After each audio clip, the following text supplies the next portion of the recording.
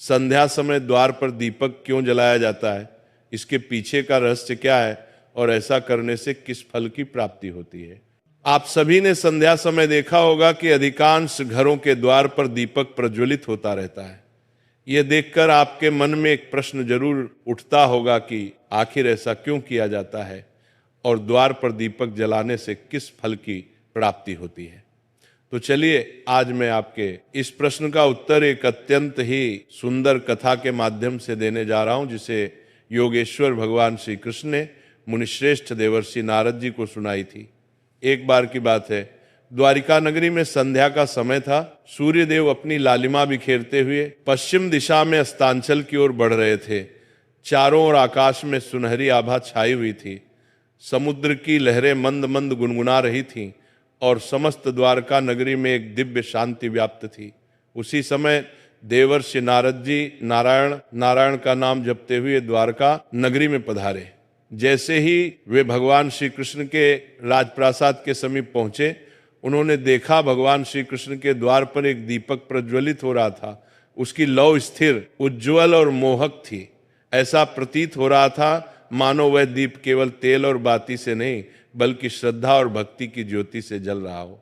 नारद जी ने जब उस दीपक को द्वार पर जलते हुए देखा तो उनके मन में इस रहस्य को जानने की जिज्ञासा जाग उठी और वह भगवान श्री कृष्ण के समक्ष हाथ जोड़कर बोले, हे द्वारकाधीश, हे योगेश्वर, ये दीपक जो संध्या के समय आपके द्वार पर प्रज्वलित हो रहा है, इसका क्या रहस्य है? ये परंपरा क्यों निभाई जाती है?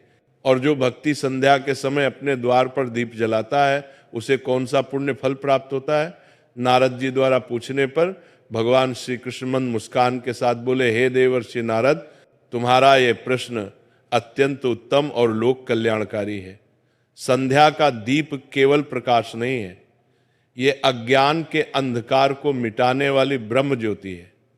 जो व्यक्ति श्रद्धा से संध्या दीप जलाता है वह न केवल अपने घर को आलोकित करता है बल्कि अपने कर्मों, विचारों और आत्मा को भी प्रकाशित करता है। हे मुनिश्रेष्ठ, इस संबंध में मैं तुम्हें एक पौराणिक कथा सुनाता हूं जो इस दीपक के दिव्य रहस्य को प्रकट करती है। हे देवर्षि, बहुत समय पहले की बात है जब अयोध्या नगरी स्वर्णमयी शोभा से आलोकित होती थी। उस पवित्र नगरी में धर्म, सत्य और मर्यादा का वास था। मार्गों पर वेद मंत्रों की मधुर गूंज सुनाई देती थी और हर आंगन से पूजा की ध्वनि वातावरण को पवित्र बनाती थी। उसी दिव्य भूमि में एक अत्यंत ज्ञानी, तपस्वी और धर्मशास्त्रों में निपुण ब्राह्मण रहता था जिसका नाम सुदर्शन था। सुदर्शन का जीवन ज्ञान का प्रकाश स्तंभ था। उसने वेद, उपनिषद, स्मृतियां, अरण्यक और ब्रह्म सूत्र का गहन अध्ययन किया था। धर्मशास्त्र के प्रत्येक सूक्ष्म नियम की उसे पूरी जानकारी थी। यज्ञ अनुष्ठान और वेद पाठ में उसकी निपुणता इतनी अद्भुत थी कि नगर के लोग उसे ब्राह्मण श्रेष्ठ कहकर संबोधित करते थे। परंतु हे देवर्षि, उसके पास ज्ञान तो था किंतु भक्ति का मधुर रस उसके जीवन में नहीं था। वह पूजा करता था पर केवल एक कर्तव्य के रूप में। उसके हृदय में श्रद्धा की वह आर्द्रता, प्रेम का वह भाव और समर्पण की वह गहराई नहीं थी जो किसी सच्चे भक्त के हृदय में होती है।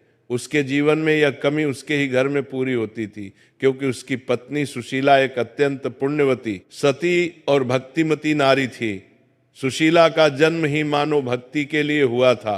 उसका मन हर क्षण ईश्वर में रमा रहता था। उसके नेत्रों में सदा भक्ति की अश्रुधारा झिलमिलाती रहती थी और उसकी वाणी से हर समय भगवान विष्णु के नाम की मधुर गूंज निकलती थी। लेकिन उस सुशीला का जीवन एक अनुशासन की मूर्ति था।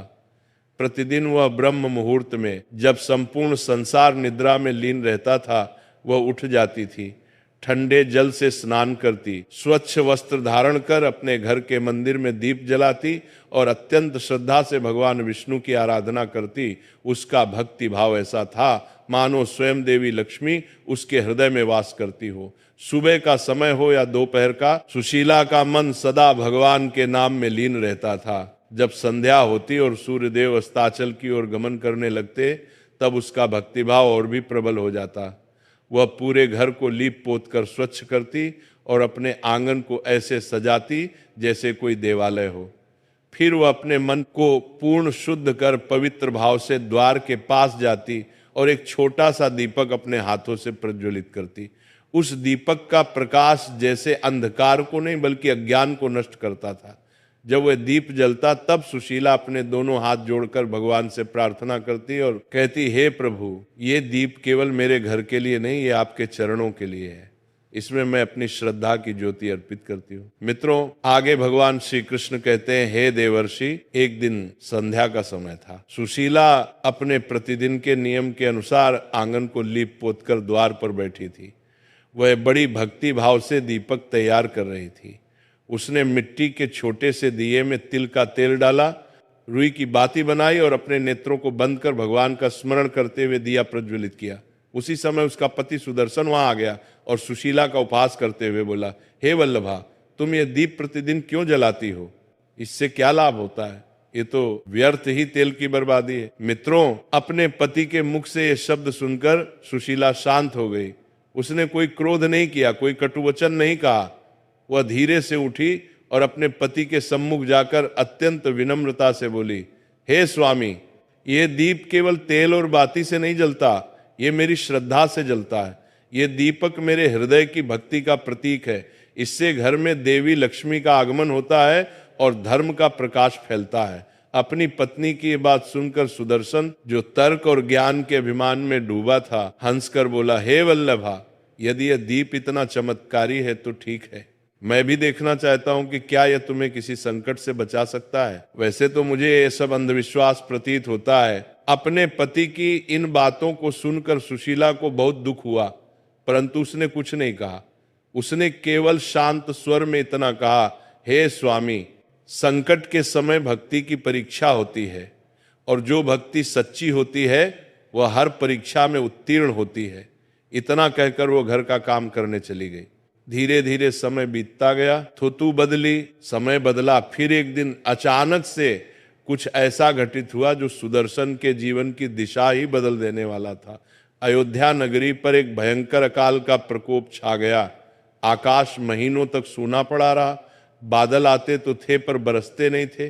खेत सूख गए, तालाबों का जल समाप्त हो गया और धरती की गोद में दरारें पड़ गईं। संपूर्ण नगर भय और पीड़ा में डूब गया। अनाज के दाम आकाश छूने लगे। भूख के कारण बच्चे रोने चीखने लगे। माता पिता असहाय होकर उन्हें निहारते। धीरे धीरे वह अकाल इतना बढ़ा कि राजमहल तक में अन्न की कमी होने लगी। आगे श्री कृष्ण जी कहते हैं, हे देवर्षि, उस विपत्ति की अग्नि से जिस घर में कभी यज्ञों का धुआं उठता था, वहां अब चूल्हा तक ठंडा पड़ा था। वेद पाठ का स्वर अब भूख की आग से दब गया था। घर में रखे अन्न के दाने समाप्त हो चुके थे और जल का एक पात्र तक दुर्लभ हो गया था। सुदर्शन, जो स्वयं को बड़ा ज्ञानी समझता था, अब विवश हो गया। उसके मुख पर निराशा की रेखाएं उभर आई, परंतु इतना सब कुछ होने के बाद भी सुशीला का विश्वास अडिग था। उसने अपने प्रभु में विश्वास कभी नहीं छोड़ा। वह भूखी रह लेती थी, परंतु दीपक फिर भी जलाती थी। उसने अपने नेत्रों में आशा की ज्योति रखी और अपने पति से कहा, हे स्वामी, यह दीप चाहे कितना ही छोटा हो, पर इसका प्रकाश मेरे विश्वास से बड़ा है। जब तक यह दीप जलेगा हमें कुछ नहीं होगा। वह हर संध्या उसी प्रकार द्वार पर दीप प्रज्वलित करती रही। उसके घर में अन्न जल समाप्त हो चुका था। इसके बाद भी वह दीप जलाती थी, क्योंकि ईश्वर के प्रति उसका विश्वास अटल था। हे देवर्षि, समय की वह रात बड़ी अद्भुत थी। चारों ओर भयंकर अंधकार फैला हुआ था। आकाश में तारा झिलमिला रहा था। न चंद्रमा की कोई किरण धरती पर उतार रही थी। दिशाएं मौन थी, वायु थमी हुई थी और अयोध्या की गलियां सूनी पड़ी थी। हर घर में भूख और चिंता का साया था, परंतु सुदर्शन के द्वार पर फिर भी एक दीप जल रहा था। वही संध्या दीप जिसे सुशीला हर दिन जलाती थी। वह दीप उस रात पहले से अधिक उज्जवल था। उसकी लौ मानो किसी अदृश्य शक्ति का संकेत दे रही थी। सुशीला उस दीप के सामने बैठी प्रभु का स्मरण कर रही थी। उसके नेत्रों में थकान थी, पर विश्वास की आभा अब भी झिलमिला रही थी। उसके हृदय में बस एक ही भाव था, प्रभु, मेरा दीप आपका प्रतीक है। जब तक ये जलता रहेगा मेरा मन भी आपके चरणों से जुड़ा रहेगा। वह मन ही मन परमात्मा से प्रार्थना कर ही रही थी कि तभी अचानक से वातावरण में एक अद्भुत परिवर्तन हुआ। दीपक की लौ एकाएक ऊंची उठी और चारों ओर एक दिव्य प्रकाश फैल गया। सुशीला ने चकित होकर इधर उधर देखा। उसे समझ में नहीं आ रहा था कि उसके साथ क्या हो रहा है।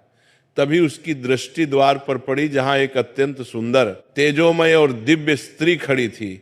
उनका रूप ऐसा था कि वर्णन करना कठिन था। उनके वस्त्र स्वर्ण के समान चमक रहे थे।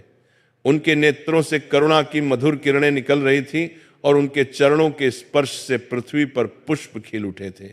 हे देवर्षि, वो कोई साधारण नारी नहीं थी। वह धन की देवी महालक्ष्मी थी, जो समस्त ऐश्वर्य, सौभाग्य और करुणा की अधिष्ठात्री है। देवी लक्ष्मी को देखकर सुशीला का हृदय भक्ति से भर उठा। उसने तुरंत अपने दोनों हाथ जोड़ लिए। उसके नेत्रों से अश्रुधारा बह निकली। वह कुछ बोल भी नहीं पाई, बस श्रद्धा से झुककर देवी के चरणों में गिर पड़ी। लक्ष्मी जी ने करुणा भरी दृष्टि से उसकी ओर देखा और मधुर स्वर में बोली, पुत्री सुशीला, उठो, मैं तुम्हारी भक्ति से अत्यंत प्रसन्न हूं। तुमने कठिनतम समय में भी अपने नियम को नहीं छोड़ा। जब संसार भय और भूख से डगमगा गया, तब भी तुम्हारे दीप की ज्योति बुझी नहीं। तुम्हारा यह दीप न केवल तुम्हारे घर को बल्कि इस संसार को भी प्रकाशमान करता है। मांगो, तुम्हें क्या वर चाहिए। माता लक्ष्मी के इन वचनों को सुनकर सुशीला ने हाथ जोड़कर कहा, हे माँ, मुझे कोई धन, वैभव या अमूल्य रत्न नहीं चाहिए। मुझे बस इतना वर दो कि मेरे घर का दीप कभी न बुझे। यह दीप सदा आपके चरणों में जलता रहे।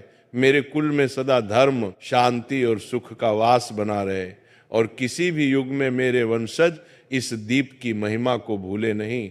सुशीला के निश्चल और कोमल स्वभाव को देखकर देवी लक्ष्मी मुस्कुराने लगी। उनके नेत्रों में मातृत्व का तेज और कृपा का सागर उमड़ आया। उन्होंने अपना वरद हस्त सुशीला के मस्तक पर रखा और मधुर वाणी में कहा, तथास्तु पुत्री, तुम्हारे घर में सदा प्रकाश रहेगा। यह दीप कभी नहीं बुझेगा। और जो भी मनुष्य संध्या के समय श्रद्धा और भक्ति से दीप प्रज्वलित करेगा, उसके जीवन से दरिद्रता, रोग और भय सदा दूर रहेंगे। उसके घर में सदा मेरा स्थायी निवास होगा और देवता स्वयं उसकी रक्षा करेंगे। यह दीप केवल तेल का नहीं, श्रद्धा का प्रतीक होगा। जो इस दीप को सच्चे भाव से जलाएगा, उसका जीवन आलोकित हो जाएगा। ये कहते ही देवी का स्वर धीरे धीरे मंद होने लगा। उनके चारों ओर का प्रकाश और भी प्रखर हो गया और माता लक्ष्मी अदृश्य हो गई।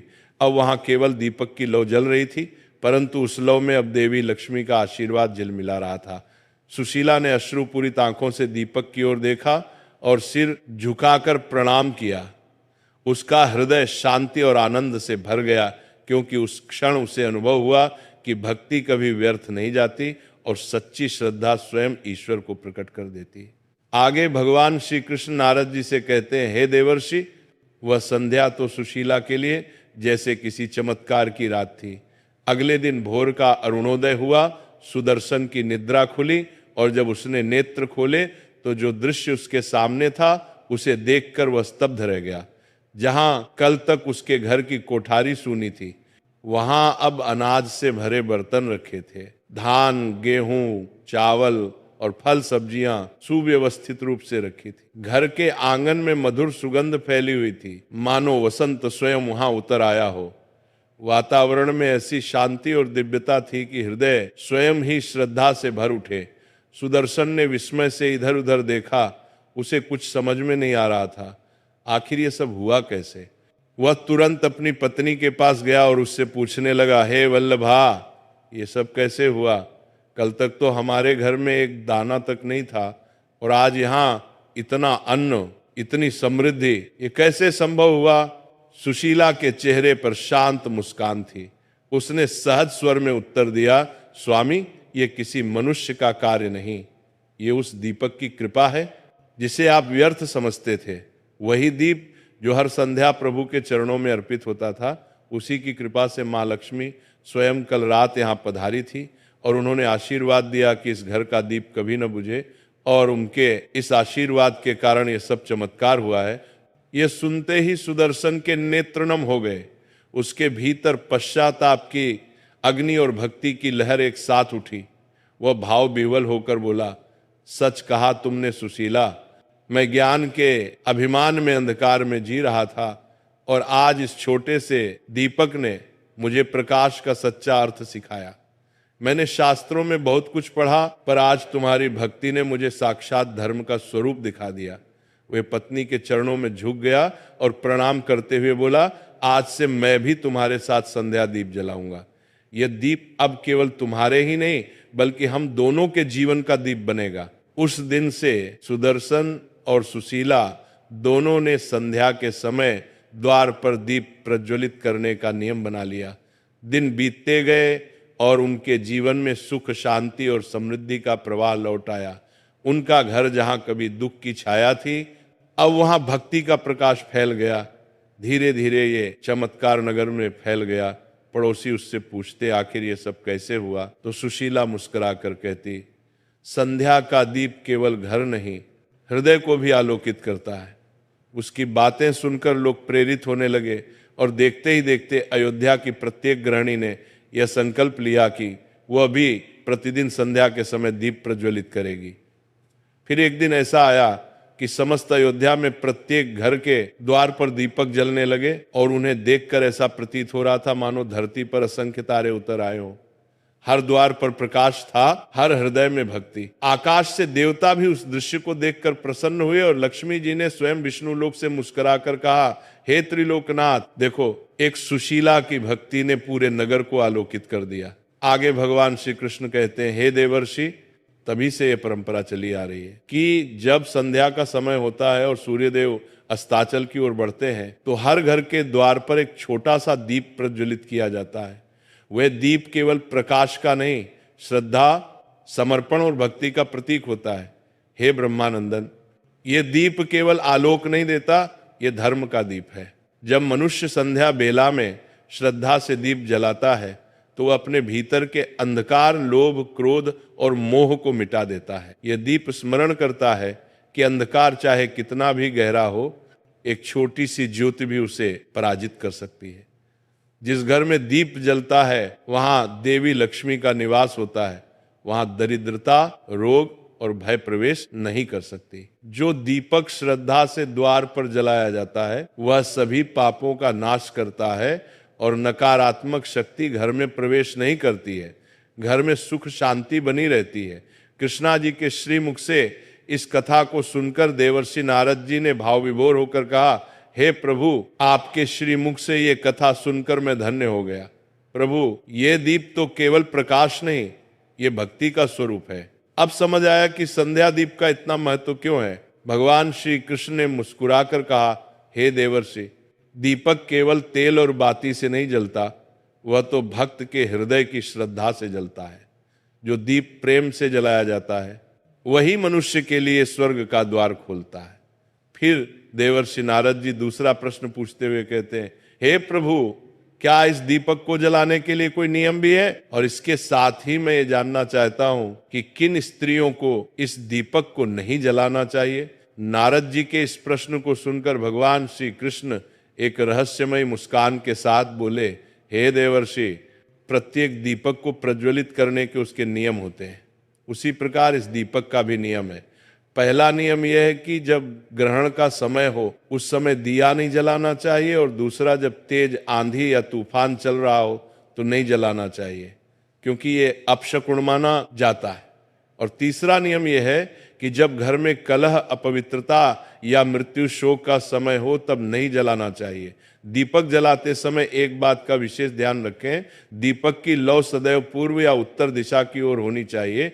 इससे धन और समृद्धि के योग बनते हैं। इसके साथ ही दीपक में जो बाती होती है उसका भी ध्यान रखें। एक बाती वाला दीपक मोक्ष की प्राप्ति के लिए होता है, 2 बाती वाला दीपक समृद्धि के लिए, और 5 बाती वाला दीपक सर्व सिद्धि व आरोग्य के लिए होता है।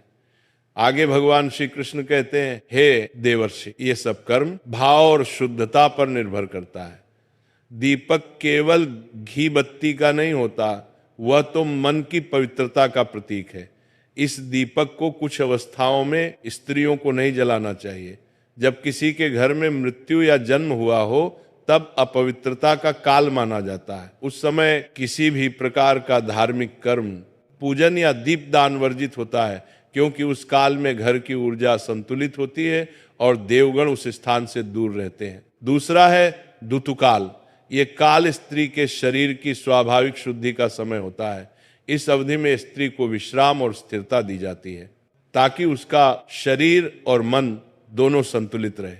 इसलिए धर्म में कहा गया है कि इस अवस्था में पूजा, व्रत या दीपदान नहीं करना चाहिए। जब शरीर की ऊर्जा पुनः शुद्ध हो जाती है तब वह पुनः इन कार्यों में सम्मिलित हो सकती है। तीसरा है क्रोध, अशांति या शोक की अवस्था। जब स्त्री इन अवस्थाओं में हो तो उसे दीपक नहीं जलाना चाहिए, क्योंकि दीपक तभी प्रभावी होता है जब मन शांत और भाव श्रद्धा से भरा हो। क्रोधित या दुखी मन से जलाया गया दीपक प्रकाश तो देता है पर आशीर्वाद नहीं लाता। आगे श्री कृष्ण जी कहते हैं, हे देवर्षि, इस प्रकार से आज का यह प्रसंग समाप्त हुआ।